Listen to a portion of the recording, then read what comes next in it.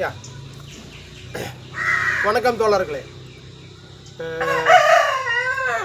प्रधानमंत्री जी, अमित शाह जी, राजनाथ जी, तीन आदमी को मेरा नमस्कारम. मैं केरला से बात कर रहा हूँ. मेरा नाम विंसेंट सेवियर. ഞാൻ പറയാൻ പോണത് എന്താ വെച്ചാൽ, നമ്മുടെ ഇന്ത്യൻ ആർമീനെ കശ്മീരിൽ വെച്ചിട്ട് മറ്റേ നമ്മുടെ ഇന്ത്യൻ ജനത്തിനെ, ഇന്ത്യൻ ആൾക്കാരനെ കശ്മീരിൽ വെച്ചിട്ട് 27 പേർ കൊന്നിട്ടുണ്ട് പാകിസ്ഥാനിലെ തീവ്രവാദികൾ. അപ്പോൾ ഞാൻ എന്ത് പറയുന്നു, കൊന്നവർ ഇപ്പുറത്ത് 27 ആണെങ്കിൽ അപ്പുറത്ത് 27,000 മരിച്ചു കൊള്ളണം. അവരെ അടിക്കുക തന്നെ വേണം. എന്നോട് പ്രധാനമന്ത്രിക്ക് ഞാനൊരു ഒരുക്കി വെക്കുന്നു. ഇനി ഇവരിങ്ങനെ വിട്ടുകൊണ്ടിരുന്നാൽ നമ്മളിങ്ങനെ ചൊറിഞ്ഞുകൊണ്ടേയിരിക്കും. അടിക്ക് തന്നെ വേണം പ്രധാനമന്ത്രി അവർക്ക്, അടിക്ക് തന്നെ വേണം. ഇനി ഇവർ വിട്ടുവെക്കരുത്. ഇനി സംസാരിച്ചുകൊണ്ട് നടന്നാൽ അവർ ചെറുതായി കണക്കൂട്ടിക്കൊണ്ടിരിക്കുന്നത്. അപ്പോൾ അവർക്ക് ആയുധങ്ങൾ വന്ന് ഇറങ്ങുന്നുണ്ടെന്ന് വാർത്ത കാണുന്നുണ്ട്. ഞാൻ என்னோட பிரதமர் அவர்களே, அமித்ஷாஜி அவர்களே, ராஜ்நாத்ஜி அவர்களே, உடனடியாக பாகிஸ்தான் மீது போர் தொடுக்கணும், யுத்தம் പ്രഖ്യാപിക്കണം. അവർ അടിക്കന്നെ വേണം, അടിച്ച് തന്നെ അവർ പേടിപ്പിച്ച് ഇരുത്തണം. നമ്മുടെ നാട്ടിൽ കയറി അടിച്ചവനെ ഒരുത്തനെയും വെറുതെ വിടരുത്. അപ്പം തന്നെ അമ്മമാർക്ക് പേടി ഉണ്ടാവും. നമ്മളെ കാണുമ്പോൾ അമ്മമാർക്ക് കുറേ കാലങ്ങളായിട്ട് ഇപ്പം നമ്മുടെ റാണുവ വീരർ ഒരാളെ പിടിച്ച് വെച്ചിട്ട് തരുന്നില്ല. അപ്പോൾ അവർ നമ്മളെ കണ്ടാൽ പേടിയില്ല. എന്താണ്, ഏற்கனவே 3 പ്രാവശ്യം നമ്മളോട് യുദ്ധം ചെയ്തിട്ട് തോറ്റ് ഓടിപ്പോയവരാണ് പാകിസ്ഥാൻകാർ. അവൻ അവിടുത്തെ മിലിറ്ററി ചീഫ് പറയുന്നുണ്ടല്ലോ, കശ്മീർ ഞങ്ങളുടെയാന്ന് പറയുന്നുണ്ടല്ലോ വാർത്തയിൽ. എന്താ കാശ്മീർ അവൻ്റെയാന്ന്? അപ്പോൾ അവന് പേടിയില്ല നമ്മളെ കണ്ട. അവന് ആണവായുധം പ്രയോഗിക്കുമെന്ന് പറയുന്നുണ്ടല്ലോ. പ്രയോഗിക്കട്ടെ, നമുക്ക് കാണാം. അവൻ്റെ കയ്യിൽ ഇപ്പോൾ ഇന്ത്യയിലില്ലേ? നമ്മുടെ കയ്യിലില്ലേ? ഉണ്ട്. നമ്മുടെ കയ്യിൽ ആണവായുധം ഉണ്ടല്ലോ. അപ്പോൾ അവനത് അറിയില്ലല്ലോ. നമുക്കത് പ്രയോഗിക്കുക തന്നെ വേണം. എന്നോട് പ്രധാനമന്ത്രി അവர்களே, பாகிஸ்தான் மீது உடனடியாக யுத்தம் தொடங்கணும்னு நான் தாழ்மையை கேட்டுக்கிறேன். யுத்தம் தொடங்கதான் வேணும். அவன் அடிக்கத்தான் வேணும். நம்ம அடிக்கிற ஒரு அடியும் நம்ம இந்தியன் ஒரு ஆளுக்கு அந்த பக்கம் 1000 பேர் கணக்கு 27,000 பேராது செத்து விழுகணும். அவனோட ராணுவம் அவனை அடித்து ஒதுக்கித்தான் பாகிஸ்தான்காரனை உட்கார வைக்கணும். அப்போ தான் அவனுக்கு அது பயம். நம்ம நாட்டில் ஏறி 27 பேரை கொண்டுட்டு அவன் தப்பிச்சு போயிட்டான். தப்பிச்சு போகலைங்கிறது தான் யூகம். ஆனாலும் அங்கிருந்து இன்னும் வீரவாதம் தான் பேசிட்டு இருக்கிறானு. இன்னும் அங்கிருந்து நாங்கள் யுத்த சஜாருன்னு சொல்லிக்கிறாங்க. சைனா ஆயுதம் கொடுக்குன்னு சொல்கிறாங்க. அதே மாதிரி என்ன, ஜஸ்டின் ட்ரூடோ அந்த பேர் என்ன, அவங்க ஹெர்குலஸ் விமானம் வந்து இறங்கியிருக்குதான், 6 விமானம் பாகிஸ்தானுக்கு ஆயுதத்தோட வந்து இறங்கட்டும். பின்ன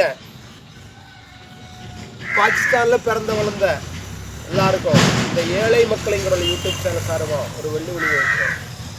நீ அப்படி ஆரோக்கியவானா இருந்தா நீ போர் தொடுக்க முடியுமா? இந்தியா மேலே ஒன்னால நீ போர் தொடுத்தீங்கன்னா உன்ன நாடே இருக்காது. பாகிஸ்தானுங்கிற ஒரு நாடே வரைபடத்தில் இல்லாமல் போயிடும். அதாவது இவ்வளவு சோத்துக்கு வழி இல்லாத உனக்கே, பாகிஸ்தான் நாய்க்கே இவ்வளவு இது இருக்குதுன்னா, சகல வளமும் பெற்ற இங்கே நாடு இந்திய நாடு. என்னது சகல வளமும் உள்ள நாடு இங்கே இந்திய நாடு. நீ எத்தனை காலத்துக்கு யுத்தம் தாக்கு பிடிப்ப? நாங்கள் 5 வருஷம் வந்தாலும் எங்கள் நாடு தாக்கு பிடிக்கும். யுத்தம் வந்தால் நாள் தாக்கு பிடிக்க முடியுமா? 140 கோடி பேர் நாங்கள் இங்கே இருக்கிறோம். இதில் நேரு பகுதி ஆம்பளைக்கு தான். நாங்கள் எல்லாரும் ரெடியாக தான் இருக்கோம். இப்படி எல்லாரும் ரெடியாக தான் இருக்கிறோம்.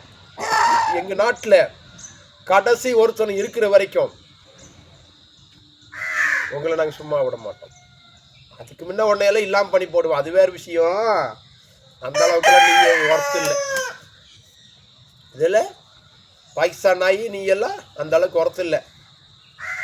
வேறு நான் வளர்த்துற கோழி கொண்டால எல்லாம் பதில் சொல்ல முடியாது. பார்த்துக்கிறேன் எங்கள் போர் வீரரை கொஞ்சம் திருப்ப அப்படி வேறு. நான் வளர்த்துற கோழிக்கே உன்னால் பதில் சொல்ல முடியாது. அங்கே வேறு கட்டி வச்சுக்க போர் வீரவை. இதுக்கு கூட நீ பாகிஸ்தான் நாயை நீ பதில் சொல்ல முடியாதா? இதோட பவர் என்னன்னு உனக்கு தெரியாது. 100 பேர்த்துக்கு ஒன்று சமாவது தெரியுமா? என்னது 100 பேத்துக்கு அது ஒரு சமம். அப்படி வளர்த்து வச்சுக்கிறீ. இது எல்லாம் வாரம் அங்கே கூட்டில் வச்சுக்கிறோம். இது எப்படி வருது தெரியுமா? அடி அடிக்கும் பார்த்துக்கிறியா? அது உனக்கு தெரியாது. அதனால ஒழுங்கா இருந்தபடி டேய் தெரிஞ்சா.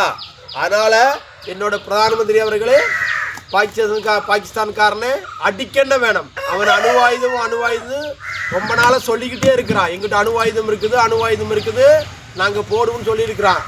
பாகிஸ்தான் இராணுவ சீஃபான காஷ்மீர் நம்மளும் சொல்லிட்டு இருக்கிறான். அதனால இவங்களை இப்படியே விட்டால் சரியாகாது. பிரதம மந்திரி அவங்களை அடிக்கத்தான் வேணும். உடனே யுத்தம் தொடங்கணும். யுத்தம் தொடங்கினா தான் பயப்படுவா. இல்லை நம்ம நீங்கள் சொல்கிறீங்க சரி தான், அது நைதந்திரமாக பார்த்து தான் செய்யணும்னு தான் சொல்கிறீங்க. அதெல்லாம் சரி தானா? அவன் அங்கிருந்துட்டு வீரவாதமே தான் பேசிக்கிட்டு இருக்கிறான். சோத்துக்கு வழி இல்லாத நாய் அவன். ஒரு நல்ல நம்ம ரஃபேல் போர் விமானம் ஒன்று இறங்கிச்சுன்னா போதும், அவன் உச்சா போயிடுவான். அதை இறக்கணும், அவனை அடிக்கணும். பிரதான மந்திரி அமித்ஷாஜி அவர்களே, ராஜ்நாத் அவர்களே, பாகிஸ்தான்காரனை உடனடியாக அடிக்கணும்னு அவனுக்கு அடி கொடுத்தா தான் பயப்படுவானும். இனிமேல் நம் நாட்டில் இருக்கிற ஒருத்தரையும் அவன் தொடக்கூடாது. பாகிஸ்தானுக்காரன் நாய் தொடக்கூடாது. நீங்கள் அடிக்கிறாடு ஒரு அடி அவனுக்கு இடி மாதிரி விழுகணும் மண்டையில. அது எங்கே கொண்டே போடணும்? நல்லது கராச்சி தலைநகரில் கொண்டே போடணும்.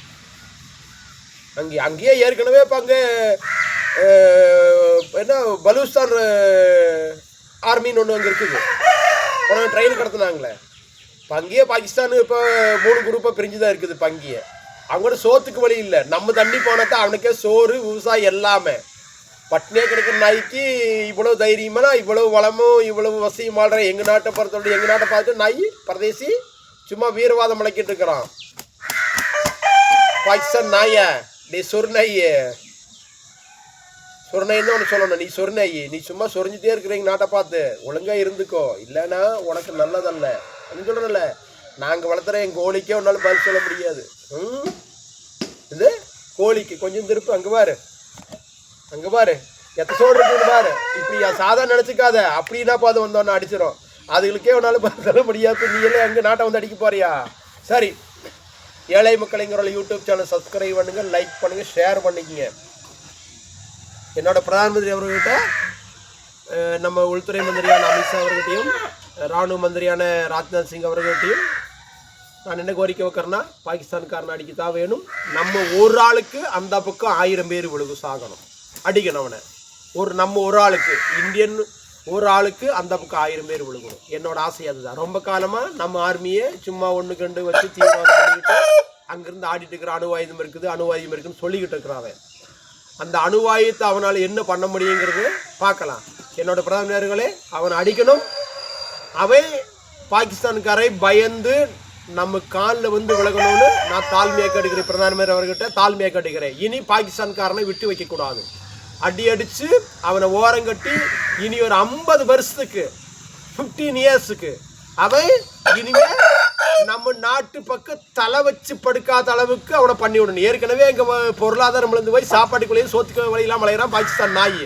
இன்னட்டாக்கும் என் நாட்டோட இந்திய நாட்டை, என் பாரத நாட்டாவை சும்மா சொரிஞ்சிட்டு இருக்கிற பிரதமர்களே, அவனை சும்மா விடக்கூடாது. என்னோட பிரதமர்களே, அவனை நீங்கள் அடிக்கிற அடியில் 50 வருஷத்துக்கு உங்கள் பேர் சொல்லும். ஜெய்ஹிந்த்.